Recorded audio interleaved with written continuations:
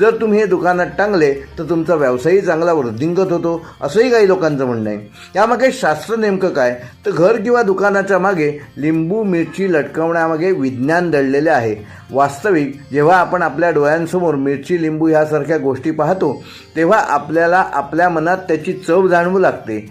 त्यामुळे आपण त्याला बराच वेळ पाहू शकत नाही आणि लगेचच तिथून आपली नजर दुसरीकडे वळवतो. आरोग्याचेही रक्षण करते. यासोबतच वैज्ञानिक दृष्टिकोनातून पाहिले तर लिंबू खूप आंबट आणि मिरची खूप तिखट असते. आपण ते कोणत्याही दारावर टांगले तर त्याच्या उग्र वासामुळे माशा आणि कीटक देखील घरात प्रवेश करण्याचं प्रमाण कमी होतं. त्यामुळे सभोवतालचे वातावरण शुद्ध होते. घराबाहेर टांगल्यामुळे आपले आरोग्यही चांगले राहते. आजकाल प्लॅस्टिकपासून बनवलेले लिंबू मिरच्याही बाजारात मिळतात. बरेच लोक ते आपल्या घरात किंवा दुकानात टांगतात.